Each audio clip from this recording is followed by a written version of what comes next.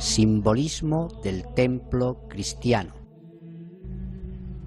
Cuando nuestra tradición cristiana primitiva ha construido sus catedrales, sus templos, lo han hecho siempre con respecto a un canón, a un arte regio sagrado, a través del cual han expresado una enseñanza simbólica que revestía generalmente dos características esenciales, a saber, el símbolo cósmico solar y el símbolo teológico.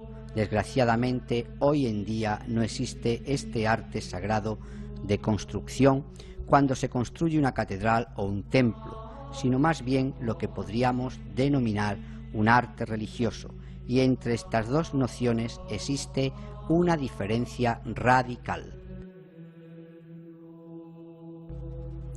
Todo lo que se construye en nuestra época está basado en una concepción individualista, producto de los sentimientos subjetivos, fantasías, pensamientos e inclinaciones del artista o arquitecto, mientras que antiguamente en el arte sagrado no existían estos aspectos subjetivos, pues la construcción era de origen cósmico y ontológico.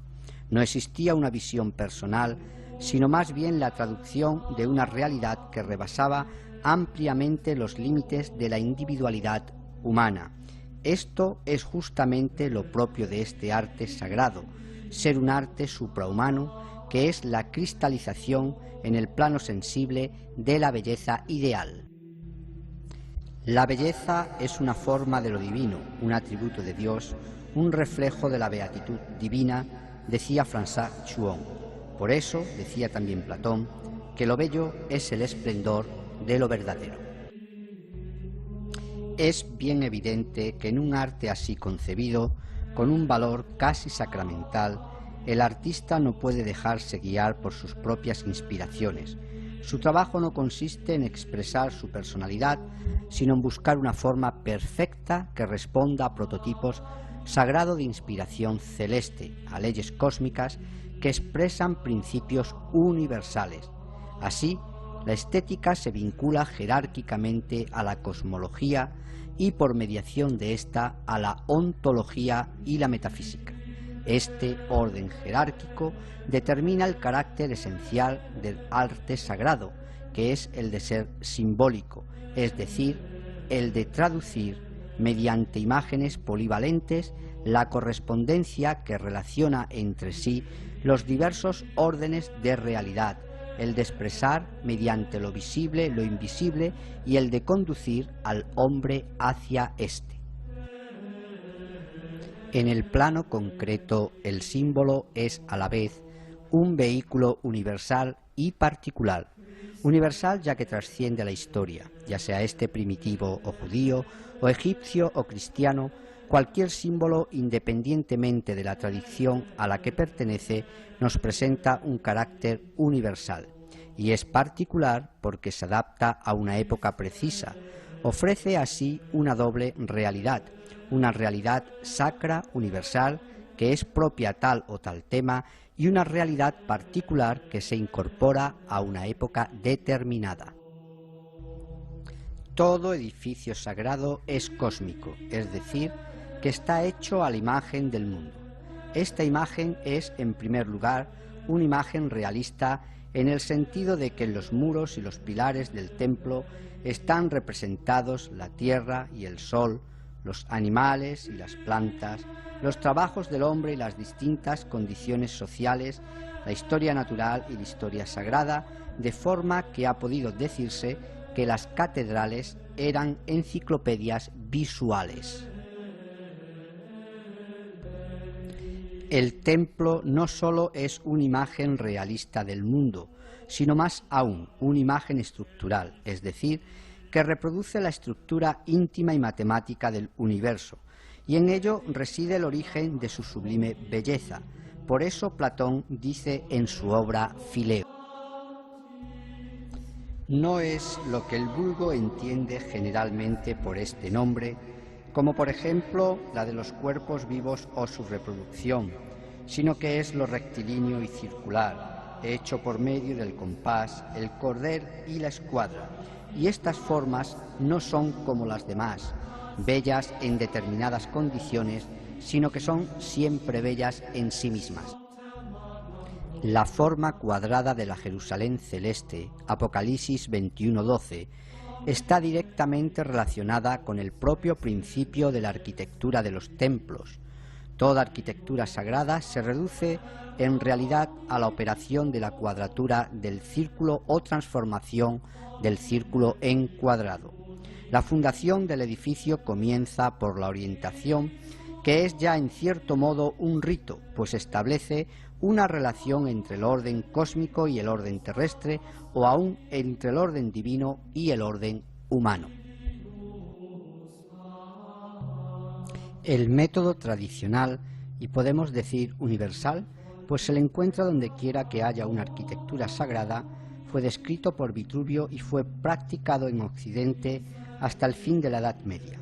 Los cimientos del edificio se orientan gracias a un gnomón que permite localizar los dos ejes norte-sur y este-oeste. En el centro del emplazamiento escogido se levanta un palo, alrededor del cual se traza un gran círculo y se observa la sombra que se proyecta sobre este círculo. La separación máxima entre la sombra de la mañana y la de la tarde indica el eje este-oeste, y dos círculos centrados sobre los puntos cardinales del primero indican por su intersección los ángulos del cuadrado. Este último es la cuadratura del círculo solar. Es importante recordar de forma precisa las tres operaciones de la fundación, a saber, el trazado del círculo, el trazado de los ejes cardinales y la orientación y el trazado del cuadrado de base, pues ellas son las que determinan el simbolismo fundamental del templo con sus tres elementos correspondientes a las tres operaciones, el círculo, el cuadrado y la cruz, por mediación de la cual se pasa del primero al segundo. El círculo y el cuadrado son símbolos primordiales. Al nivel más elevado en el orden metafísico, representan la perfección divina bajo sus dos aspectos. El círculo, la esfera, en la que todos los puntos están a la misma distancia del centro, que no tiene principio ni fin, representa la unidad ilimitada de Dios, su infinidad, su perfección, y el cuadrado o el cubo, forma de todo cimiento estable, es la imagen de su inmutabilidad, de su eternidad. A un nivel inferior, en el orden cosmológico, estos dos símbolos resumen toda la naturaleza creada, en su ser mismo y su dinamismo. El círculo es la forma del cielo, más en particular de la actividad del cielo, instrumento de la actividad divina que rige la vida en la tierra, la representación de la cual es un cuadrado, porque respecto al hombre la tierra es, en cierta forma, inmóvil y pasiva, y se ofrece a la actividad del cielo. El hombre es el centro de esta creación.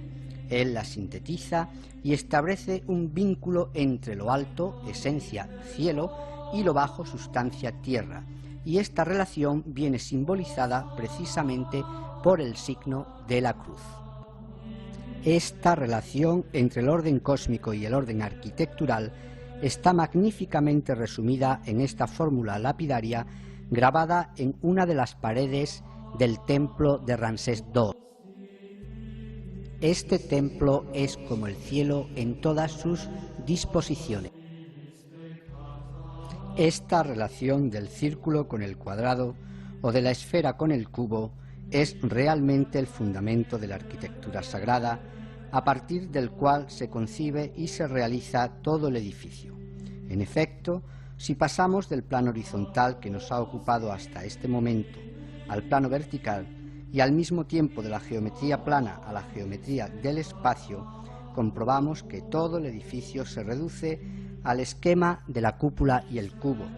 La cúpula o la bóveda remata el cubo de la nave como el cielo físico se asienta sobre la tierra, y esta es la razón por la cual antiguamente la mayoría de las bóvedas eran pintadas de azul y consteladas de estrellas. Siguiendo la vertical que asciende del pavimento a la bóveda, se pasa del cubo a la esfera, es decir, del estado terrestre al celeste. Así, El dinamismo interno del templo sirve de sostén y de guía a la oración y a la meditación. La construcción del templo imita la creación del mundo.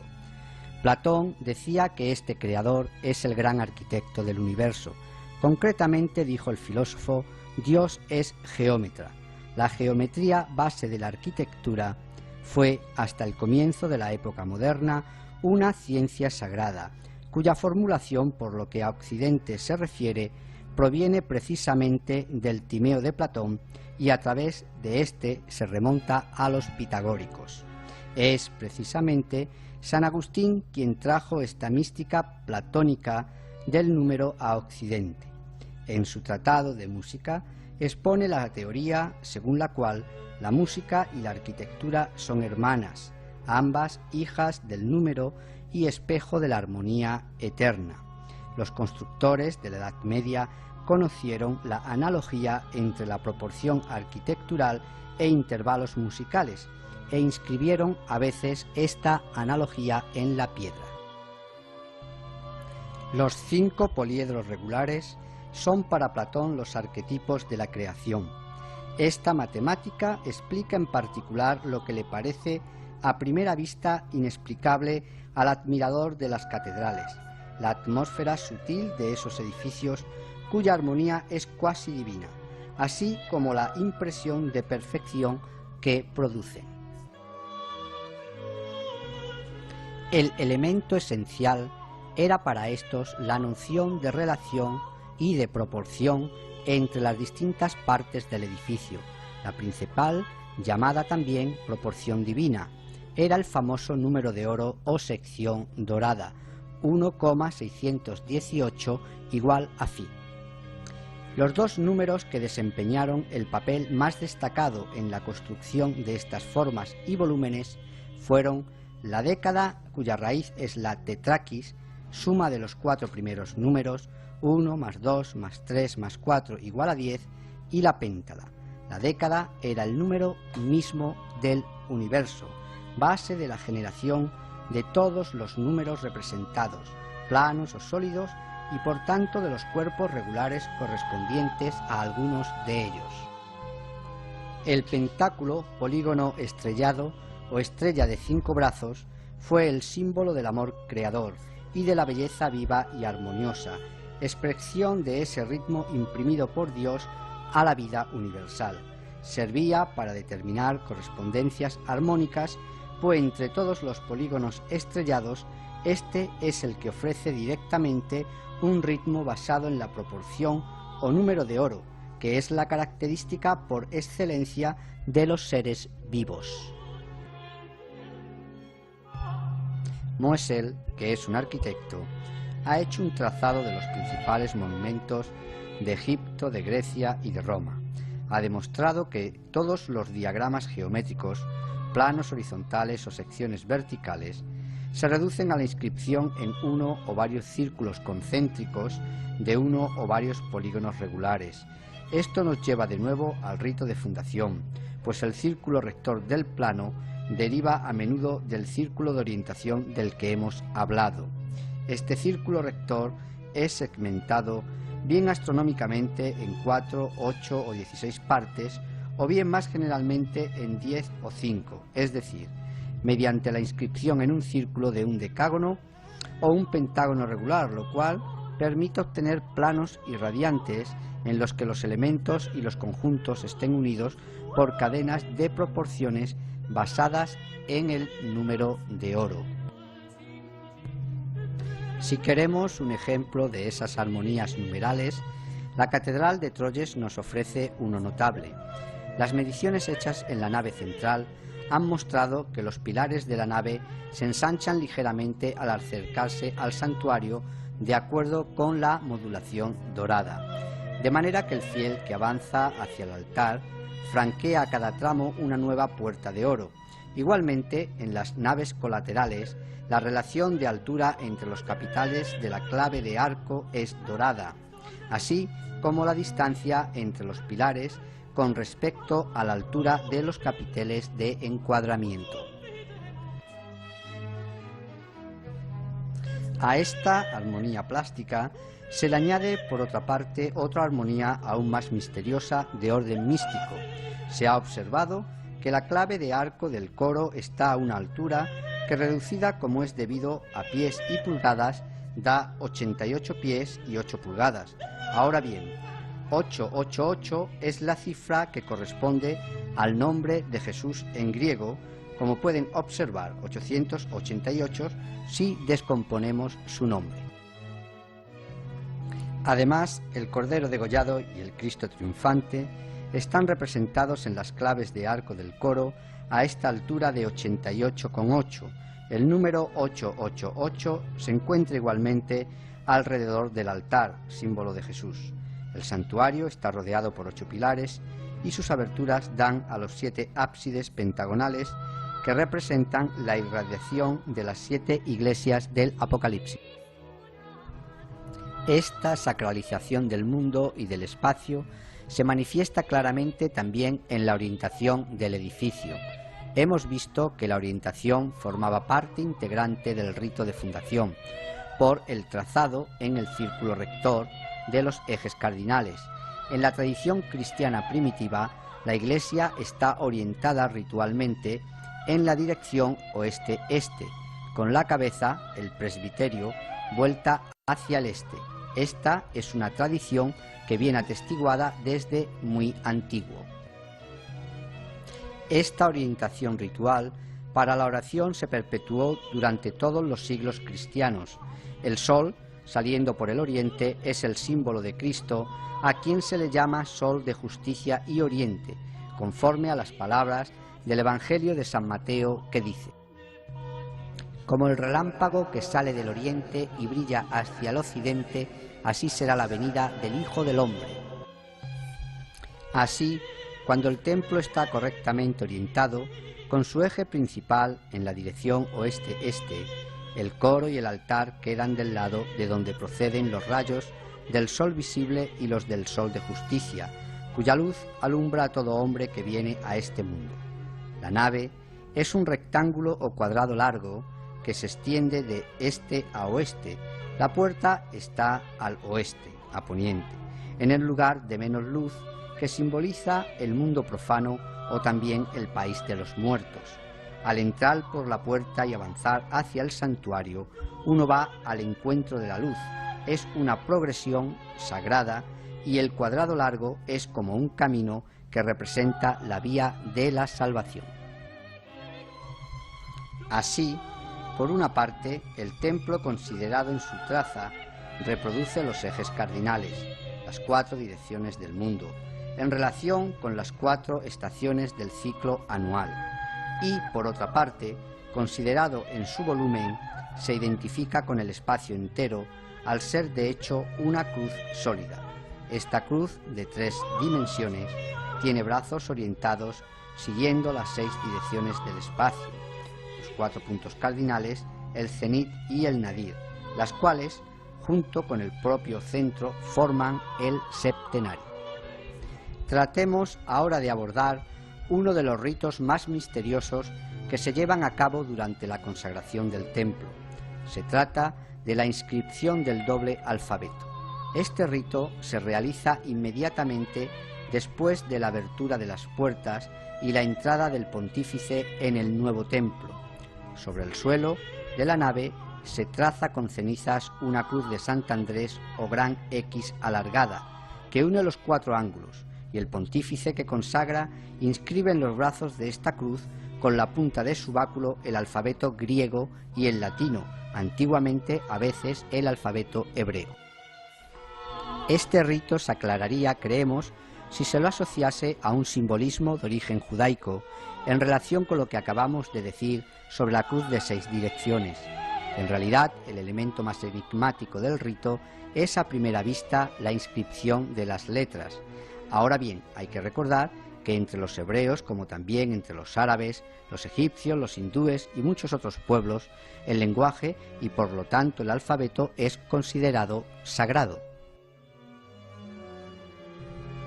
La hipótesis que avanzamos es tanto más verosímil cuanto que por el hecho de que el alfabeto griego sea trazado en la cruz del suelo, Las dos letras extremas de ese alfabeto, alfa y omega, constituyen la sigla mística bien conocida del verbo, el principio y el fin, o sea, la extensión cósmica del verbo a la vez en el espacio y en el tiempo.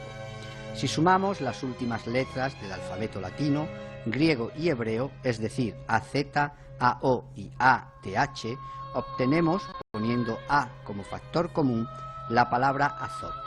Nosotros sabemos que existía relación entre los alquimistas y los constructores de templo. Los alquimistas, a través de esta palabra, designaban la materia prima con la que se podía obtener la piedra filosofal, que era una de las representaciones de Cristo, porque esa piedra era un aspecto en el mundo físico de la causa primera y final que puede reproducirse a sí misma, fecundarse y engendrarse por sí misma en cuanto verbo divino.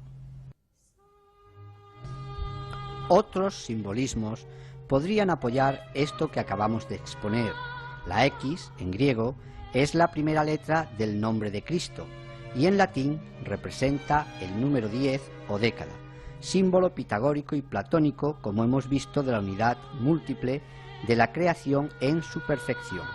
Así, la gran X, que contiene las letras del alfabeto, puede simbolizar de varias formas que por otra parte nos excluyen mutuamente la consagración del terreno y del templo, haciendo descender a éste el influjo celeste, es decir, el cuerpo de Cristo. Ahora que hemos hablado sobre la orientación del templo, nos tenemos que preguntar cómo edificarlo, qué canon podemos seguir, qué proporciones. La respuesta la podemos obtener en la Biblia. En el libro de la sabiduría se nos dice que todo ha sido regulado con medida, peso y número, y San Pablo decía a los corintios: ¿ignoráis que vuestro cuerpo es el templo del Espíritu Santo que en vosotros reside? Así pues, se trata en consecuencia de copiar las medidas que tiene el cuerpo humano. Siendo el hombre el templo de Dios, el templo será alzado a la imagen del hombre. Esta asimilación del templo a un hombre tendido con la cabeza hacia el oriente no es, por otra parte, particular del cristianismo, aun cuando haya tomado en este un desarrollo mayor que en cualquier otra parte. Ella sirve igualmente de punto de partida para la construcción del templo egipcio. En su día presenté una exposición donde se veía que el templo de Luxor era la representación del microcosmos hombre. Lo mismo ocurre en la tradición hindú, donde el hombre tendido representa el cuerpo del Purusha o el espíritu universal que el ritual incorpora al edificio. Así, siendo una representación del hombre, es como el templo, desde cierto punto de vista, es una representación del mundo. Existen, por ejemplo, correspondencias entre las partes del cuerpo y las del mundo.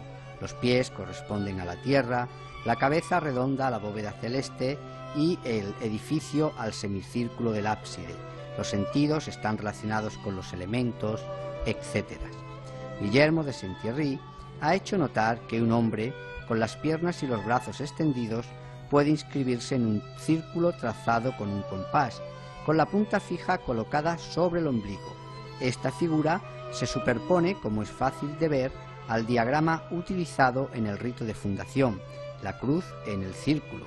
La cruz formada por el hombre, con los miembros extendidos, se superpone a los ejes cardinales. Una tradición cristiana que se remonta a los primeros tiempos pone en relación esta figura del hombre en cruz con el nombre genérico del hombre, Adán. En efecto, las 4 letras de la palabra Adán en griego son las iniciales de las palabras que designan los 4 puntos cardinales: A, Anatolé, oriente; D, Dismé, occidente; la tercera A, Arcros, septentrión; y M, Mesembria, mediodía. Por otra parte, es curioso comprobar que los dos grupos formados por las letras, en el orden en que ellas se presentan, corresponden exactamente a las líneas respectivas de los dos ejes: AD, AM, AD, oriente, occidente, y AM, septentrión, mediodía. Por otro lado, El valor numérico de estas letras da un total de 46, que es precisamente el número de años que se invirtieron para construir el templo. En Juan 2:21 habla de esto. Bien sabemos que esto tiene un sentido simbólico, pero de lo que no cabe duda es que, o bien desde el punto de vista de la gematría, o del punto de vista cabalístico, o del hermetismo, o de la numerología pitagórica, todos estos elementos coinciden. Se ven inmediatamente de este modo las correspondencias que se establecen a través del simbolismo del santuario entre el hombre universal y el hombre individual. Del mismo modo que el pilar axil enlaza la base cuadrada con la cúspide esférica del edificio, la tierra con el cielo, así, en el individuo, la espina dorsal une la parte inferior y terrena del cuerpo, llamado fundamento, yesod, en la mística hebraica, con la parte superior y pensante o cabeza, cuya forma esférica está, como hemos visto, en correspondencia con la bóveda celeste. Por la espina dorsal es por la que la cabeza rige a todo el resto del cuerpo, esto por lo que respecta a la constitución física del individuo. En su constitución sutil, a la espina dorsal y a los canales nerviosos que la recorren les corresponden unos canales sutiles en los cuales circula la energía de igual naturaleza, y en el centro de estos, como el pilar axil en el edificio, el canal llamado Shushuma por los hindúes. En el proceso de desarrollo místico, esta energía espiritual creadora, que se encuentra dormida en la base de la espalda, se eleva por ese canal, despertando sucesivamente los distintos centros sutiles o chakras, hasta el momento en que, alcanzando el chakra coronal en la parte superior de la cabeza, provoca la iluminación y la transformación del individuo. Se dice entonces que se abre el loto de los 1000 pétalos. Este es el mismo simbolismo que en el occidente se expresa por la aureola que brilla en la cabeza de los santos. Otro rito de suma importancia es el de consagración del edificio. Se incrustan o se pintan 12 cruces en los muros de la iglesia, se las unge con aceite y se encienden ante ellas 12 cirios. Las 12 cruces pintadas en los muros corresponden a los 12 cimientos, que son los 12 apóstoles, cuyos nombres están escritos en los cimientos de la Jerusalén celeste. El Apocalipsis 21:14 nos dice: el muro de la ciudad tiene por fundamento 12 piedras, sobre las cuales hay 12 nombres, los de los 12 apóstoles del Cordero. Por otra parte, San Pablo dice en Efesios 2:20: habéis sido edificados sobre el fundamento de los apóstoles. Por esto es por lo que los 12 apóstoles eran representados en los pilares de la Iglesia, como por ejemplo en la Santa Chapelle de París. No olvidemos que estos apóstoles representan 12 partes de nuestro real ser. El simbolismo cósmico se une aquí también con el simbolismo místico. Uno no entra en una iglesia como lo hace en el tenderete de un comerciante. El área que ella delimita es un espacio sagrado, y este es, por otra parte, el sentido etimológico de las palabras templum en latín y témenos en griego, ambas procedentes de una raíz que significa cortar, separar. El recinto del templo delimita y separa claramente de la esfera profana circundante un ámbito sagrado reservado para la divinidad. Del vestíbulo al santuario, el fiel recorre la vía de la salvación, que el templo reproduce de alguna forma en su traza. El pórtico con el nártex facilita la transición entre ambas esferas. La nave en la que resuena la palabra de Dios que nos guía, yo soy el camino, la verdad y la vida, es también el lugar de la adoración. Por último, el santuario, centrado en el altar, es el lugar de la divina presencia. Antes de penetrar en este mundo sagrado del templo, el hombre ha de sufrir una lustración, el bautismo, y esta lustración es la que se le invita a reactualizar de algún modo cada vez que penetra purificándose con el agua de la pila. Utilizamos este término pues evoca exactamente la naturaleza del gesto ritual de los fieles. Se trata de purificarse antes de entrar en el edificio sagrado. Antiguamente había fuentes destinadas a este efecto junto a las iglesias. Como todo objeto ritual, la pila encierra un simbolismo general, precisado y completado por el sentido particular que se vincula a su forma. En el simbolismo tradicional, toda cuba ritual representa el océano primordial, las aguas del Génesis, sobre las que se cernía el Espíritu de Dios para obrar la creación.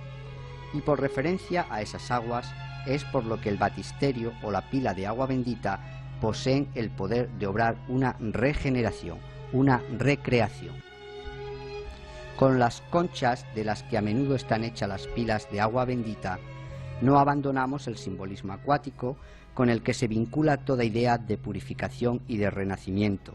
La concha, más aún que la cuba, recuerda la matriz y sobre todo la matriz universal, que es la que contiene las aguas originales y los gérmenes de los seres.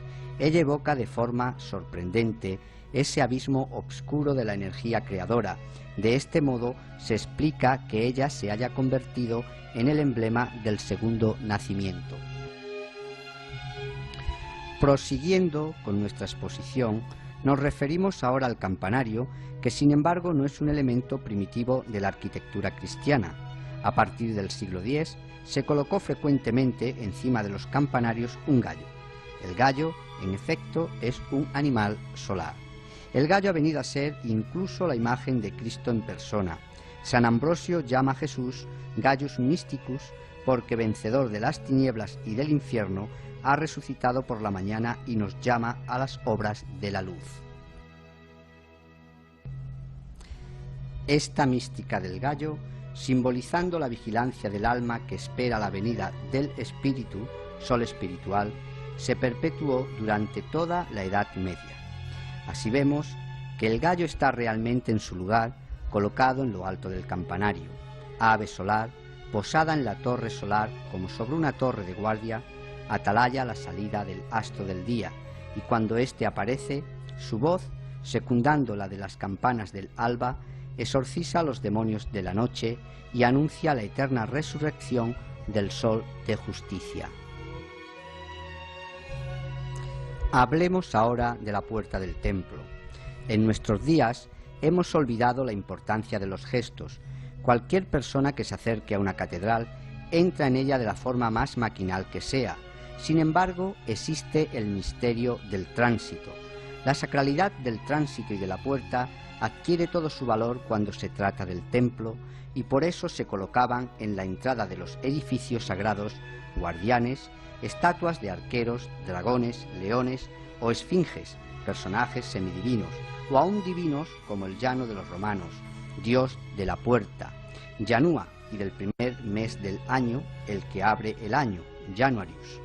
Esos guardianes tenían por cometido el de recordar al que se disponía a entrar el carácter temible del paso que iban a dar penetrando en el recinto sagrado.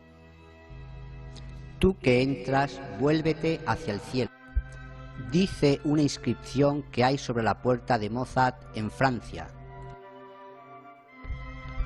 La puerta es, pues, a su vez, un símbolo cósmico, pero ella es también un símbolo místico, puesto que el templo representa el cuerpo de Cristo. La puerta, que es su resumen, debe igualmente de representar a Cristo. La puerta de la Iglesia se convierte efectivamente en esa puerta mística y crística mediante el rito de consagración, en el transcurso del cual el pontífice realiza una unción de santo crisma sobre cada una de las jambas, diciendo: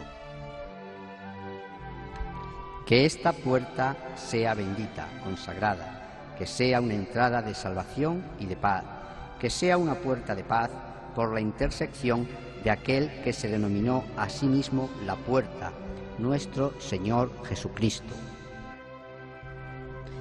Ella incluye unos elementos fundamentales casi constantes.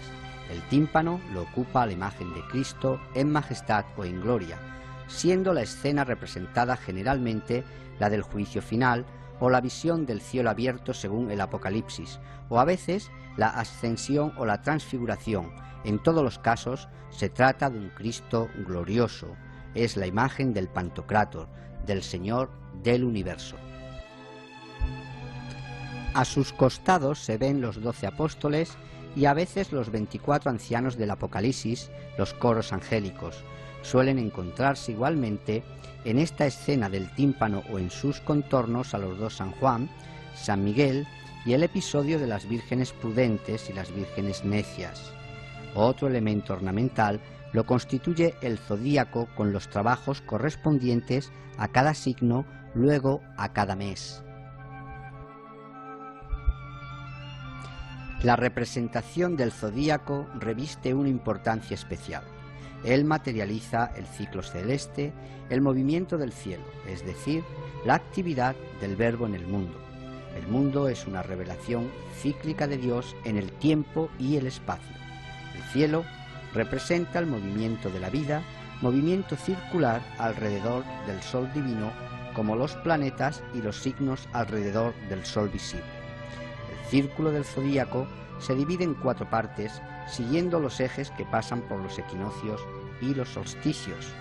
Estos últimos sirven para determinar las estaciones. Ahora bien, equinoccios y solsticios han recibido el nombre de puertas celestes porque son lugares de paso de una estación a otra. La puerta principal del templo es considerada como una síntesis de las puertas celestes y sobre todo de las puertas solsticiales, las cuales son la imagen cósmica de la puerta del cielo, que no es otra que el propio Cristo. Esta es la razón por la cual se ve a menudo representados alrededor del Cristo del tímpano, sobre los montantes, a San Juan Bautista y San Juan Evangelista, cuyas fiestas se sitúan precisamente en los 2 solsticios, 27 de diciembre y 24 de junio. Generalmente, en los templos o catedrales tenemos 3 puertas, en las fachadas oeste, norte y sur. Al este, las puertas son reemplazadas por otras aberturas, las grandes vidrieras del ábside, que reciben el sol naciente y constituyen así admirables puertas solares. Una vez franqueada la puerta del templo, podemos encontrar un símbolo muy propio de las catedrales, como lo era el laberinto. Podemos encontrarlos en diferentes países como Francia, Inglaterra, Alemania, Italia y otros. ¿Cuál era el sentido de estas figuras y a qué se destinaban? Si observamos la estructura de un laberinto con sus repliegues y los ejes que se superponen a ellos, quedaremos asombrados por la semejanza de la figura con la tela de araña, que es el modelo natural del tejido. En el simbolismo universal, el tejido representa el mundo de la existencia, concebida a veces como la construcción de la araña cósmica, imagen del artesano supremo. Bajo este aspecto, lo que destaca en el laberinto es la complicación de la trama, la dificultad de orientarse en sus repliegues, y la figura representa la existencia humana, la vida con sus vicisitudes de todo tipo, consecuencia del estado humano y de su inmersión en el mundo. Abandonado a sí mismo, el hombre es incapaz de orientarse y se pierde como Dante en el bosque oscuro. Para volver a encontrar el camino ha de poseer el hilo de Ariadna. El lenguaje simbólico, el hilo que permite al hombre volver a encontrar su camino, es la gracia divina. En una inscripción grabada sobre el laberinto del Duomo de Lucca, Italia, encontramos: he aquí el laberinto de Creta, construido por Dédalo, del que nadie una vez dentro puede salir salvo Teseo, ayudado graciosamente por el hilo de Ariadna. Ariadna es la gracia divina que ayuda a Teseo en su lucha contra el monstruo, es decir, al hombre que combate su naturaleza egoica. En consecuencia, podemos apreciar la importancia y el sentido que recobra esta perspectiva. La deambulación del fiel medieval por esa red mística. Eso sería similar al auténtico peregrinaje, al viaje hacia el centro, que es un viaje interior a la búsqueda del ser, con el único objetivo en la vida de realizar ese ser, es decir, de fusionarse con él. Cuando una vez franqueado el umbral penetramos en las catedrales o incluso en las iglesias más modestas de las buenas épocas, quedamos como fascinados y embargados por esa sobria embriaguez de la que hablan los místicos cistercienses. Esta magia obedece a la existencia de un centro del que irradian unas líneas que engendran, siguiendo la divina proporción, formas, superficies y volúmenes en expansión hasta un límite sabiamente calculado que los detiene, los refleja y los devuelve al punto de donde emergen. Este centro del que todo irradia y al que todo converge es el altar. El altar es la mesa, la piedra del sacrificio, ese sacrificio que para la humanidad caída constituye el único medio de tomar contacto con su ser. Para comprender todo su sentido hay que ir más adentro y captar su simbolismo desde el interior. El hecho capital del que hay que partir es la unción por Jacob de la piedra de Betel. El Génesis 28, 11, 19 habla de esto y dice: Jacob, de camino para Mesopotamia, hace alto y duerme en el mismo suelo. Una piedra le sirve de cabezal. Mientras duerme, ve en sus sueños el cielo abierto y una escala que enlaza la tierra con el cielo, por la cual suben y bajan los ángeles, y en lo alto de la cual está el Eterno. Cuando Jacob despierta, exclama: «¡Qué temible es este lugar! No es sino la casa de Dios y la puerta de los cielos», y vierte óleo sobre la piedra, haciendo así un altar para conmemorar su visión. En el ritual de consagración, el pontífice repite el gesto del patriarca vertiendo los santos óleos sobre la piedra. El ara es, pues, asimilada ritualmente a la piedra de Jacob. Si la piedra de Jacob se ve rodeada por una veneración tal, es porque encierra un gran misterio que consiste en el hecho de que ella está situada en el centro del mundo. Esta noción es la base, como hemos visto, del simbolismo arquitectural y gobierna también el simbolismo de la cruz. El altar representa en el microcosmos del templo este corazón del mundo.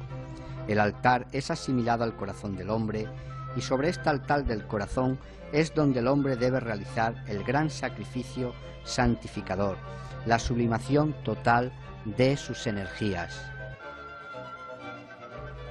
Antes de concluir con el simbolismo del ara, no debemos olvidar dos elementos indispensables como son las gradas y las luminarias. Las gradas son también simbólicas y nos recuerdan que el altar se erige sobre la montaña santa. La montaña, como objeto sagrado, se encuentra pues en todas las tradiciones. Por su mole y su majestad, por su altura, ella se impone al hombre como un signo del poder divino, vertical, con la punta levantada hacia el cielo. Ella invita a subir a Dios. El fuego, como sabemos, desempeña un importante papel en los distintos cultos. En principio, este fuego sagrado es el que debe alimentar durante todo el año la luminaria de la iglesia. Podemos decir, de forma general, que los cirios del altar se relacionan con el cirio pascual, el cual representa la columna de fuego, ese fuego que debe alumbrarnos internamente. En el templo de Jerusalén, la Memnorat, que es como se llamaba el candelabro, se componía de un tallo central recto y 6 brazos doblados en semicírculos concéntricos. Los 7 brazos se comunicaban a través de conductos interiores llenos de un aceite de oliva consagrado que alimentaba las lámparas. En el cristianismo primitivo se perpetuó este símbolo. El número 7 es, como es sabido, uno de los números sagrados más importantes. Solo tenemos que pensar en los 7 días de la creación, las 7 edades del mundo, los 7 ángeles de la presencia, las 7 virtudes, los 7 pecados, los 7 planetas, los 7 chakras, los 7 colores, las 7 notas de la escala, las 7 peticiones del Pater, etcétera, etcétera. El número 7, considerado como 3 más 4, es el signo de las relaciones divinas con la creación, siendo el 3 el número del mundo divino y el 4 el del mundo creado. De ahí los 7 días de la creación, expresión en el tiempo de las relaciones entre lo creado y lo increado, cuya expresión en el espacio la constituyen los 7 planetas. La relación que existe entre la luminaria del altar y el candelabro celeste del Apocalipsis era puesta de relieve algunas veces en las iglesias románicas por las pinturas que decoraban las bóvedas del ábside por encima del altar. Esta bóveda, imagen de la bóveda celeste, incluía regularmente el icono del Pantocrátor sentado en el trono real, con el candelabro de 7 brazos pintado delante del trono. Así se sugería mediante un arte realmente sagrado el objeto de la liturgia que por el altar restablece la comunicación entre tierra y cielo y hace descender sobre el mundo para renovarlo la gracia y la paz que proceden de la séptuple luz. Terminaremos este recorrido que nos ha llevado desde las bases de la fundación del templo hasta su centro mismo. Hemos visto que cada parte del templo nos da una enseñanza, que existe en su arquitectura un método para traducir un pensamiento filosóficamente ordenado y que es a través del simbolismo como los antiguos iniciados nos han transmitido ese conocimiento, tallado en la piedra perenne, con la única intención de que construyamos nuestro templo interior, nuestra Jerusalén celeste, de acuerdo a las enseñanzas gnósticas dejadas por los maestros Samael y Litelantes. Muchas gracias por vuestra amable atención.